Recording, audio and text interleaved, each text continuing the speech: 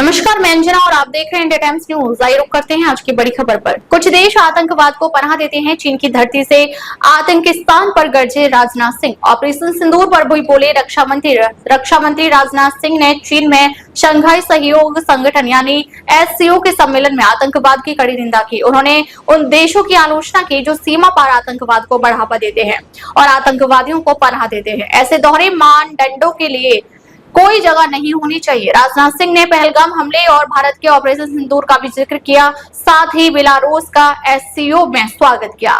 रक्षा मंत्री राजनाथ सिंह चीन में शंघाई सहयोग संगठन यानी एससीओ के 2 दिवसीय सम्मेलन में शामिल होने के लिए गए हैं।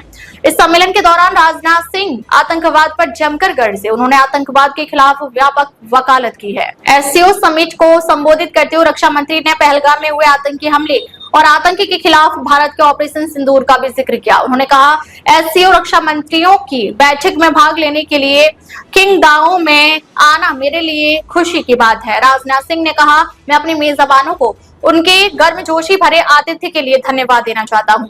मैं बेलारूस को एससीओ परिवार में एक नए सदस्य के रूप में शामिल होने पर बधाई देता हूं।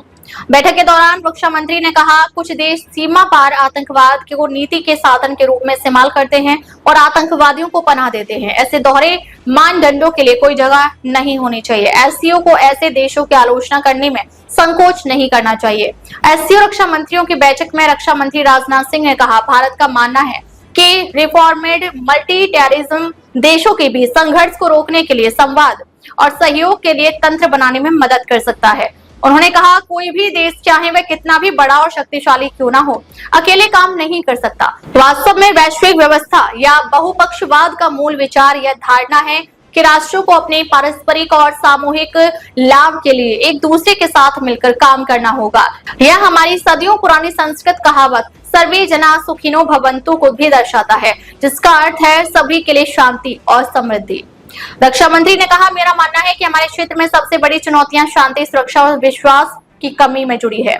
इन समस्याओं का मूल कारण कट्टरपंथ, उग्रवाद और आतंकवाद में वृद्धि है। शांति, समृद्धि और आतंकवाद साथ साथ नहीं चल सकते। इन चुनौतियों से निपटने के लिए निर्णायक कार्रवाई की आवश्यकता है। हमें अपनी सामूहिक सुरक्षा और संरक्षा के लिए इन बुराइयों के खिलाफ अपनी लड़ाई में एकजुट होना चाहिए। एससीओ रक्षा मंत्रियों की बैठक में रक्षा मंत्री राजनाथ सिंह ने कहा, 22 अप्रैल 2025 को आतंकवादी समुदाय। एससीओ रक्षा मंत्रियों की बैठक में रक्षा मंत्री राजनाथ सिंह ने कहा, 22 अप्रैल 2025 को आतंकवादी समुदाय रेजिस्टेंट फ्रंट ने भारतीय राज्य जम्मू कश्मीर और पहलगाम में निर्दोष पर्यटकों पर एक नृशंस और जघन्य हमला किया।